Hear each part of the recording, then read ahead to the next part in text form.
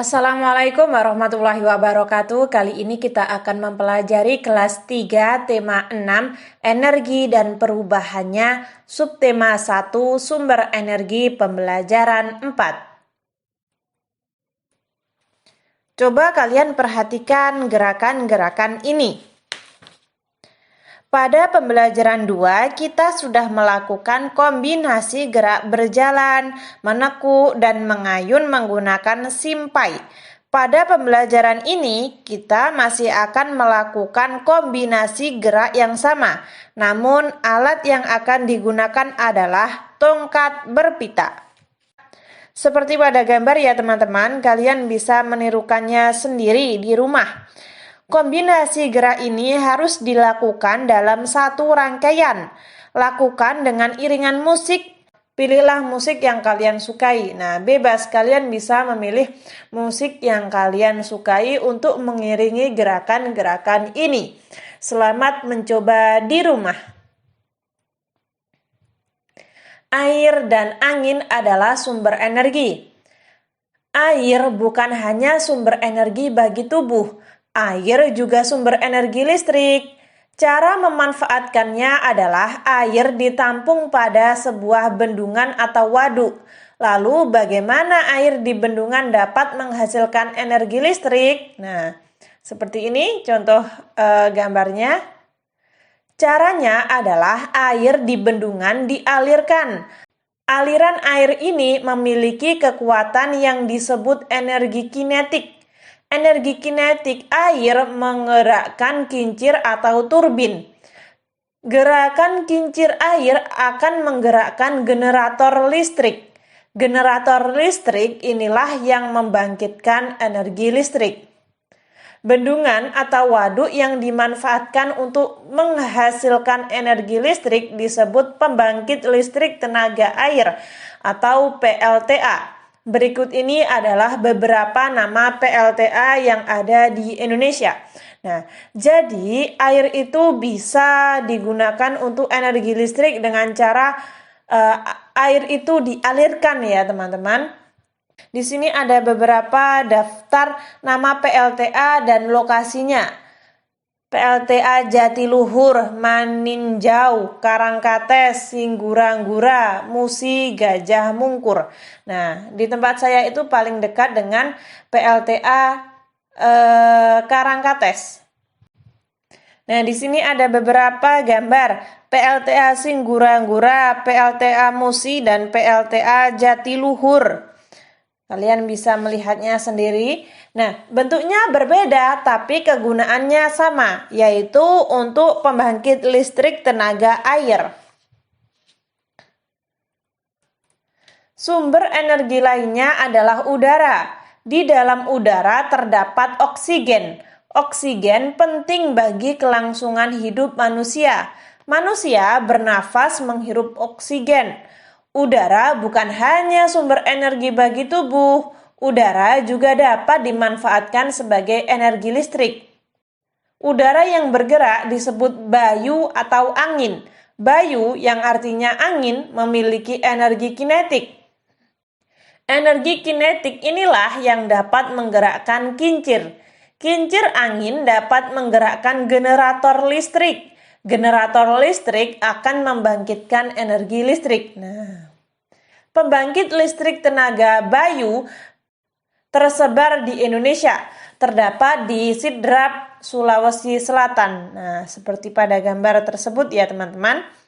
Itu adalah pembangkit listrik tenaga bayu.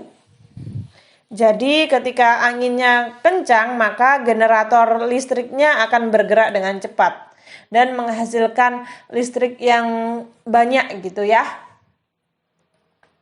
Lalu di sini ada beberapa kata-kata atau huruf acak. Nah, kita disuruh untuk mencari 8 kata tersembunyi di dalam kotak. Nah, caranya kita akan baca yang mendatar terlebih dahulu. Energi, ini ada energi. Tefkek, ini nggak bisa dibaca, ini kincir. Lalu ada waduk. Nah, setelah itu cari yang sebelah sini. Ini apa ini?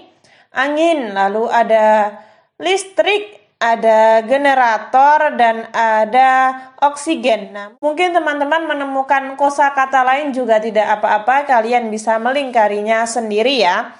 Setelah itu, tuliskan 5 informasi tentang sumber energi pada wacana di halaman 32-34. Nah, pada wacana tadi saya mendapat 5 informasi, yaitu yang pertama, air merupakan sumber energi bagi tubuh dan sumber energi listrik. Yang kedua, aliran air dari bendungan memiliki energi kinetik yang berguna untuk menggerakkan kincir atau turbin. Yang ketiga, bendungan atau waduk dimanfaatkan untuk menghasilkan energi listrik, disebut pembangkit listrik tenaga air atau PLTA. Yang keempat, udara bukan hanya sumber energi bagi tubuh, tetapi juga dapat dimanfaatkan sebagai energi listrik. Yang terakhir, nomor 5, angin memiliki energi kinetik yang dapat menggerakkan kincir. Nah, itu 5 informasi yang saya dapat dari wacana tadi. Mungkin teman-teman mempunyai informasi lain juga tidak apa-apa, silahkan kalian tulis. Gerak air dapat menghasilkan titik-titik listrik. Nah, di sini kita mendapat beberapa kunci jawabannya atau kisi-kisinya. Gerak air dapat menghasilkan, kira-kira yang tepat mana? Ya, energi listrik. Kincir angin dapat menggerakkan, ada yang tahu? Menggerakkan generator yang akan membangkitkan energi listrik. Air adalah contoh sumber energi. Energi kinetik, air dapat menggerakkan kincir air. Saat bernapas, manusia menghirup oksigen. Apa sih Kak kinetik itu? Nah, kinetik itu energi yang dimiliki oleh suatu benda karena gerakannya. Kita wajib menjaga dan melestarikan lingkungan, karena lingkungan adalah tempat hidup. Lingkungan memberi sumber energi untuk kita, namun energi tersebut terbatas persediaannya. Apa yang harus kita lakukan sebagai bagian dari lingkungan untuk menghemat energi? Nah, sekarang lakukan wawancara kepada temanmu. Pilih 1 orang teman untuk diwawancarai. Susunlah beberapa pertanyaan tentang menghemat energi. Kalian disuruh untuk mewawancarai teman kalian. Kalian bisa memilih teman mana yang ingin kalian wawancarai. Nah, lalu di sini kalian disuruh untuk menyusun pertanyaannya terlebih dahulu dengan topik cara menghemat energi. Di sini saya sudah menyusun 6 pertanyaan ya.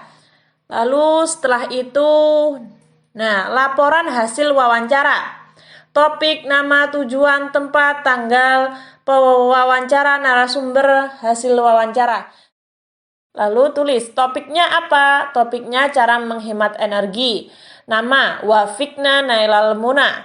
Tujuan, mengetahui cara penghematan energi. Tempat, di sekolah. Hari atau tanggal 27 Januari 2021. Pewawancara, Wafikna Nailal Muna. Lalu kalian cari teman kalian. Misalnya teman kalian ada yang namanya Eko Fani Fathanudin. Kalian tulis. Nah, di sini kalian bisa menyesuaikan ya teman-teman. Tanggal dan nama pewawancara, narasumber ini kalian sesuaikan sendiri dengan nama-nama kalian. Hasil wawancara. Nah, hasil wawancaranya seperti ini. Nah, saya akan memperbesar dan membacanya satu persatu agar lebih jelas ya. Yang pertama, Wafikna bertanya, apa manfaat menghemat energi? Eko menjawab, menghemat energi dapat menjaga ketersediaan energi untuk masa yang akan datang. Wafik tanya lagi, di mana saja kita bisa menghemat energi? Eko menjawab, di mana saja, di semua tempat. Bisa di sekolah, di rumah, di taman, dan lain sebagainya. Kapan kita menghemat energi? Kita bisa menghemat energi kapan saja. Siapa yang harus menghemat energi? Semua anggota masyarakat harus menghemat energi. Semua pihak ya teman-teman. Jika hanya 1 atau 2 orang saja yang menghemat energi, maka kurang maksimal. Lalu, mengapa kita harus menghemat energi? Karena energi di alam suatu saat akan mengalami kekurangan.